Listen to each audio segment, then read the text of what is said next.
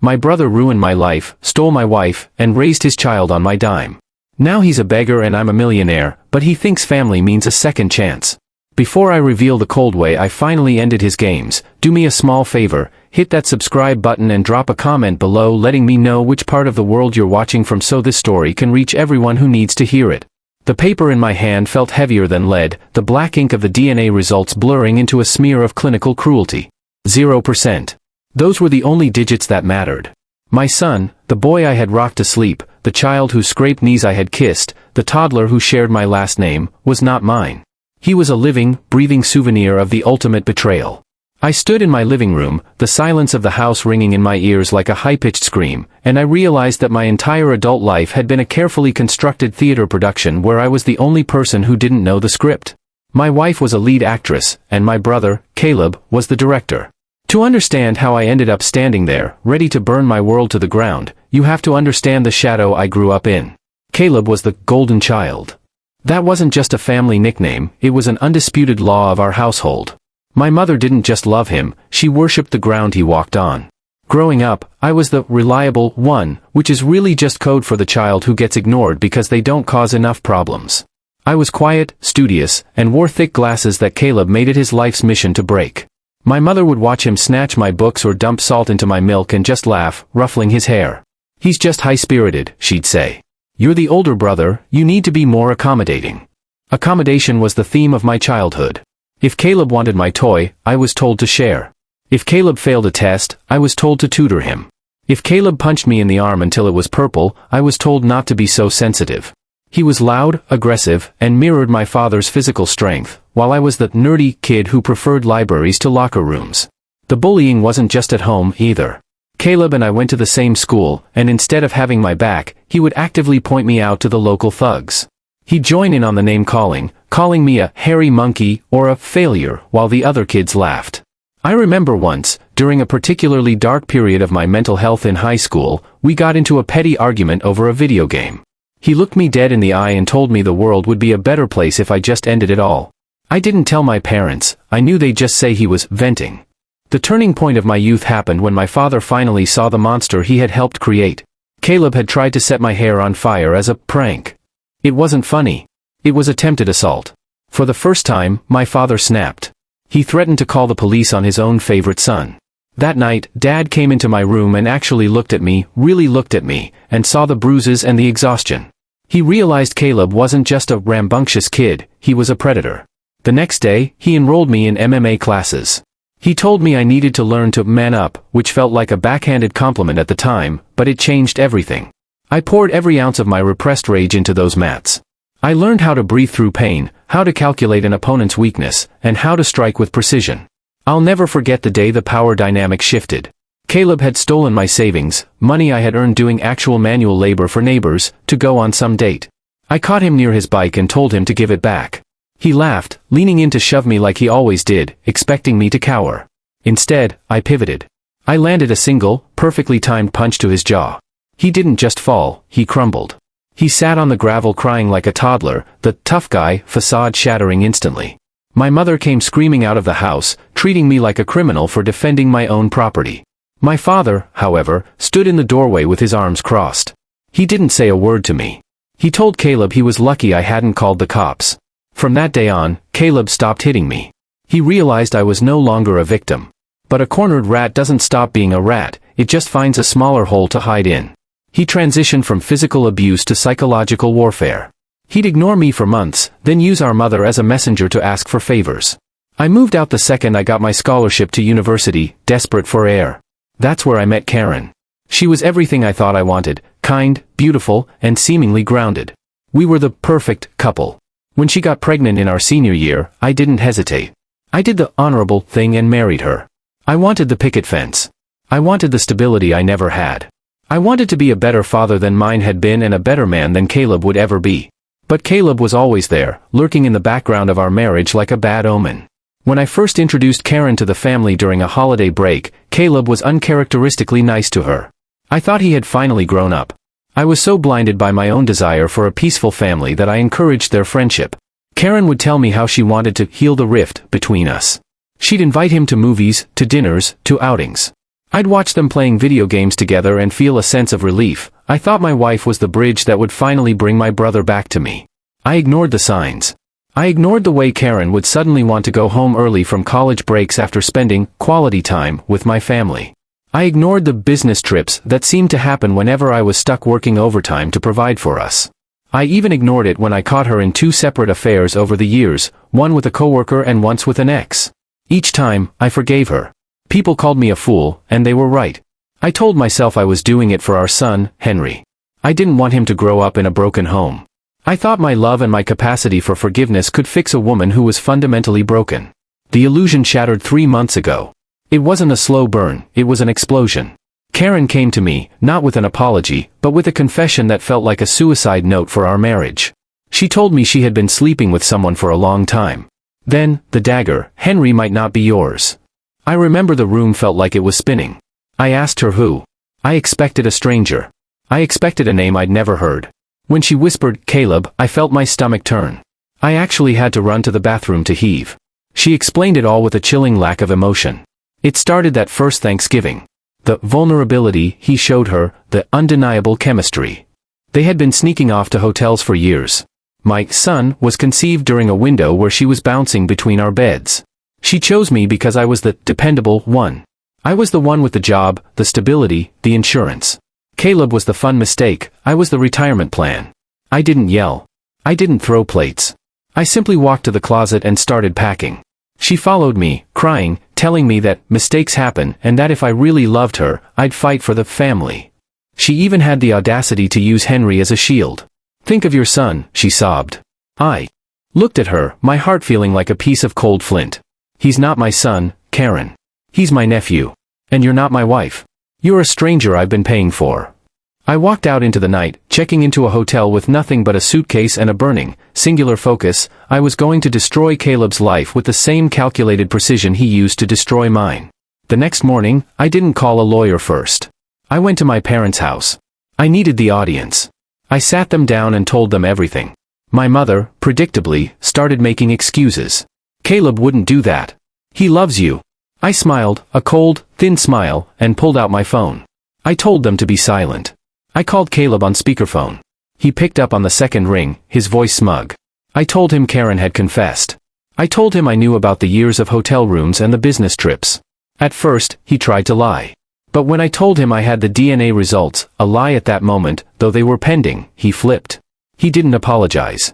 He didn't beg. He laughed. He told me it wasn't his fault Karen was attracted to a real man.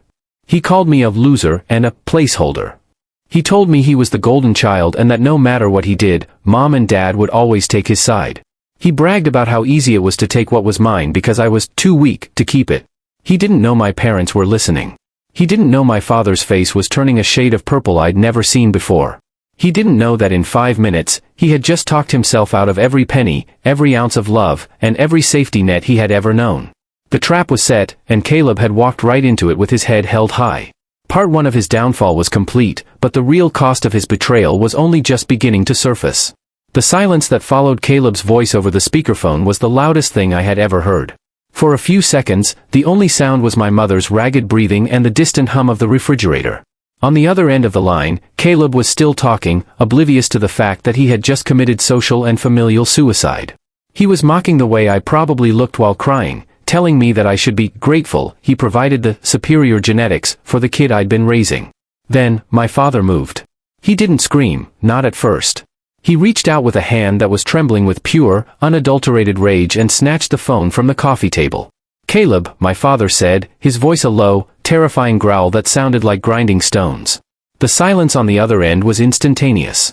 I could almost feel Caleb's heart drop through the receiver. The smugness evaporated, replaced by a sharp, panicked intake of breath. "D-Dad? I thought I was talking to." "You were talking to the man whose life you've spent 30 years trying to rot," my father interrupted, his voice rising in volume with every word.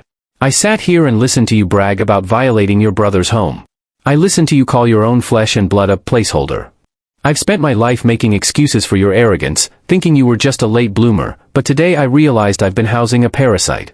Caleb started to stammer, his tough guy persona dissolving into the whimpering of a cornered animal. He tried to pivot, claiming Karen had seduced him, that he was the victim of her charms, but my father wasn't having it. "You're cut off," Dad barked. "The college fund? Gone. Your monthly allowance? Cancelled.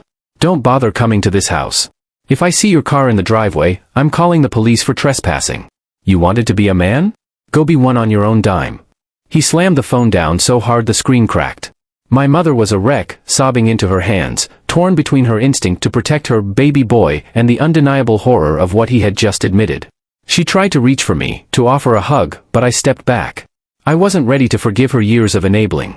I had a war to win, and the battlefield was moving to the courtroom. The divorce was a bloodbath. Karen, realizing her meal ticket was gone and that Caleb was now a penniless pariah, tried to play dirty.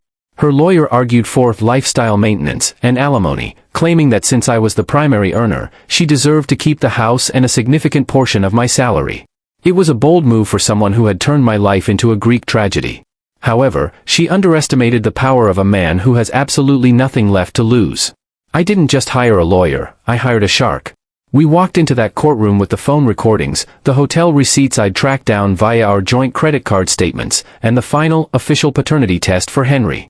When the judge saw the evidence, not just of infidelity, but of the calculated, long-term nature of the betrayal with my own brother, the tide shifted instantly. Infidelity doesn't always impact assets in every jurisdiction, but the level of intentional emotional distress and the fraudulent nature of the paternity played heavily in my favor. She walked away with nothing but her personal belongings and the car she'd used to drive to her hotel trysts. But then came the hardest part, Henry. People on the internet call me cruel for this, but I have to be honest. Looking at that boy, the boy I had loved for years, became a form of torture. Every time he smiled, I saw Caleb smirk. Every time he laughed, I heard the recording of my brother calling me a placeholder. The psychological bridge was broken. During the final mediation, I waived my rights to custody. Karen begged me to stay in his life, crying that he didn't deserve to lose a father. I looked at her and said, "He didn't lose a father, Karen. He never had one. He had a victim." I moved into a small, sterile bachelor pad in the city. For the first few months, the silence was deafening. I spent my nights staring at the ceiling, wondering if I had won or if I had just survived a shipwreck. I started going back to the MMA gym, not to learn how to fight others, but to fight the darkness in my own head. The physical pain of a heavy sparring session was the only thing that could dull the mental agony of knowing my life for the last decade had been a lie. Then, the news about the inheritance broke. My father, a man of his word and a man of immense pride, couldn't live with the idea of his hard-earned legacy going to a man like Caleb. He called me into his office one Sunday, a room Caleb was no longer allowed to enter. He showed me his revised will. Everything, the house, the investment portfolios, the life insurance policies, was being transferred to me. "It's about $2 million when all is said and done," my father said, looking older than I'd ever seen him. "I worked my whole life so my children would have a foundation. But a foundation is for building something good. Caleb would only use it to burn more bridges. The only condition was that I would ensure my mother was taken care of if he passed away first." I agreed. Not for her, but for the man my father had become in the 11th hour of his life. It didn't take long for the vultures to catch the scent of money. Caleb, who had dropped out of his prestigious university because he couldn't pay the tuition, was now living in a cramped, two-bedroom apartment with Karen and Henry. The undeniable chemistry he boasted about had clearly soured once the bills started piling up. Without my father's money, Caleb was nothing. He was a guy with a high school diploma and a chip on his shoulder, working as a part-time grease monkey at a local garage. 2 weeks ago, my phone buzzed. It was an unknown number. I usually don't answer, but something told me to pick up. "Hey, big brother." Caleb's voice sounded different. The arrogance was gone, replaced by a desperate, shaky cadence. He didn't lead with an apology. He led with a request. He told me how hard things were. He told me Karen was hounding him for money he didn't have. He told me he was tired, that he was sorry for the misunderstanding, and that family should stick together during hard times. I leaned back in my leather chair in my new office, looking out at the city skyline, and I started to laugh. It wasn't a mean laugh, it was a laugh of pure, clinical observation. "A misunderstanding, Caleb?" I asked. "Is that what you call sleeping with my wife for years and let me pay for your child? Is that the technical term for it?" I was young, man. I didn't know the consequences, he pleaded. "Look, I heard about Dad's will. $2 million? Come on, you don't need all that. Just talk to him. Tell him I've changed. Tell him I'm a father now and I need help. You're the responsible one, remember? You're the one who always helps. That's where you're wrong, Caleb, I said, my voice as cold as a winter morning. I'm not the responsible one anymore. I'm the only one. I'm the only son they have. I'm the only one with a future. And as for Henry, he's your responsibility now. Isn't that what you wanted? To be the better man? Well, here's your chance. Go be a father. Go work your 40 hours. Go feel the weight of the life you stole from me. He started to scream then, the old Caleb coming back for a fleeting second. He called me selfish. He told me I was killing his future. He said everyone in the family, our grandparents, our cousins, was talking about how cold I had become. Let them talk, I said. They weren't in the bed with you and Karen. And they won't be in the bank with me. I hung up and blocked the number. But as I sat there, I felt a strange pang in my chest. It wasn't guilt, not exactly. It was the realization that the golden child was finally dead, and in his place was a man who had to face the harvest of the thorns he had planted. My mother was still secretly trying to funnel him money, which led to a massive confrontation with my father that nearly ended their 40-year marriage. The house was a war zone, but for the first time in my life, I wasn't the casualty. I was the one standing on the high ground, watching the smoke clear. But the final update, the one that changed the way I looked at the mirror every morning, was still to come. It involved a letter from Karen, a surprise visit from a cousin, and a choice I had to make that would either solidify my freedom or chain me to my past forever. Stay tuned, because the final chapter of this betrayal isn't about the money, it's about the price of a soul. The aftermath of that final phone call felt like the closing of a heavy iron door. I thought I was done, that the $2 million inheritance and the silence of my bachelor pad were the final marks of my victory. But life has a way of testing your resolve just when you think you've reached the summit. A few weeks after I blocked Caleb, a thick envelope arrived at my door. No return address, just my name scrawled in a handwriting I recognized all too well. It was from Karen.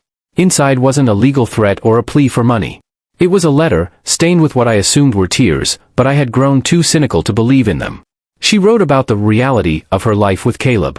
Apparently, the undeniable chemistry she had bragged about was fueled by the thrill of the forbidden. Once they were forced into the mundane reality of a cramped apartment, a screaming toddler, and a mounting pile of past-due bills, the fire didn't just go out, it turned into an inferno that consumed them both. She described Caleb as a shell of a man, someone who spent his nights drinking away his meager mechanic's wages and his days blaming her for the loss of his rightful inheritance. She claimed he had become the very bully he was as a teenager, but this time, he had no parents to protect him from the consequences. She ended the letter with a request that made my blood run cold. She didn't ask for alimony this time. She asked me to see Henry. Just once. She claimed the boy asked for Daddy every night and didn't understand why the man who used to tuck him in had vanished. For a moment, my resolve wavered. I remembered the way Henry used to grip my thumb when he was learning to walk. I remembered the smell of his hair and the way he'd fall asleep on my chest. But then, I looked at the photo she had enclosed, a recent one of Henry at the park. He was smiling, and the tilt of his head, the shape of his eyes, the very structure of his jaw was a carbon copy of Caleb. The ghost of my brother was staring back at me through the eyes of a child I had once called mine. I realized then that Karen wasn't asking for the boy's sake. She was trying to use my heart as a backdoor into my wallet. She knew that if I saw him, if I felt that old connection, I'd start paying for his school, his clothes, his life. And by extension, I'd be funding the man who had systematically dismantled my happiness. I didn't reply. I burned the letter in the kitchen sink and watched the ashes swirl down the drain. It felt like I was cauterizing a wound that had been bleeding for a decade. The tension at my parents' house finally reached a breaking point shortly after. My mother, unable to bear the thought of her golden boy struggling, had been secretly skimming money from the household account to send to Caleb. My father, who had become a hawk regarding the family finances, caught her within a month. The explosion was legendary. My father, a man who had spent 40 years being the silent provider, gave my mother an ultimatum that shook the foundation of our family. He told her that if she felt Caleb's betrayal was something that could be funded, she was free to go live with him. He told her she could pack her bags and move into that two-bedroom apartment and see for herself the man she had raised. For the first time in her life, my mother was forced to choose between the son who had given her everything and the son who had taken everything from everyone else. She chose to stay, but the light in her eyes went out. She finally saw that her enabling hadn't been an act of love, it had been an act of destruction. She had loved Caleb into becoming a monster, and now she had to live with the silence of the son who was actually there for her. I started seeing a therapist around that time. I told her I felt like a villain. I told her that the world looked at me and saw a man who had abandoned a child and turned his back on his brother. She looked at me and said something I'll never forget. You didn't abandon a child, you escaped a hostage situation. And you didn't turn your back on a brother, you stopped feeding a predator. It took months for that to sink in. I had been conditioned my entire life to believe that being good meant being a doormat. I had to learn that good people are also allowed to have boundaries made of steel. My life began to rebuild itself in the vacuum Caleb left behind. I received a major promotion at work, my salary nearly doubling. I started traveling, places Karen had never wanted to go because they weren't luxurious enough. I hiked in the Alps, I sat in silence in Japanese temples, and I slowly began to find the man I was supposed to be before I became a character in Caleb's twisted game. My relationship with my father evolved into a true friendship. We go golfing every weekend, and for the first time, we don't talk about fixing things. We talk about the future. We talk about the business he built and the legacy I am now guarding. The last I heard of Caleb was through a distant cousin at a funeral. The news wasn't shocking, but it was poetic. He and Karen had finally split. The great love couldn't survive the weight of a $10 an hour job and the resentment of a stolen life. Caleb was living in a trailer, still working as a mechanic, his body aging rapidly from the stress and the bitterness. He had become the very loser he used to call me. Karen had moved back in with her parents, finally facing the shame she had tried so hard to outrun. Henry is being raised in that environment, and while a part of me still feels a dull ache for the boy, I know that I cannot save a ship that was built to sink. I'm not dating yet. I'm not sure I ever will in the same way again. The trust one once gave so freely is now a currency I guard with extreme prejudice. But I'm happy. I wake up in a home that belongs to me, in a life that is no longer a lie, and with a future that is entirely of my own making. I used to think that the $2 million was the win. I was wrong. The win was the first morning I woke up and realized I hadn't thought about Caleb once. The win was the silence. To anyone out there who is being told that family is everything, while that same family is picking your pockets and stabbing your back, you are allowed to leave. You are allowed to be the villain in their story if it means being the hero in your own. The blood of the covenant is thicker than the water of the womb, and sometimes, the best thing you can do for your family is to let them face the world without you acting as their shield. My brother made my life hell, but in the end, he gave me the greatest gift possible. He showed me exactly who he was, and he gave me the permission to finally say goodbye. Before I go, I want to thank you for sticking with me through this journey. If this story moved you or reminded you of your own strength, please hit that like button and subscribe. It really helps the channel grow. And don't forget to check out the next video on the screen. I have a feeling you won't want to miss what happens next. Thanks for watching.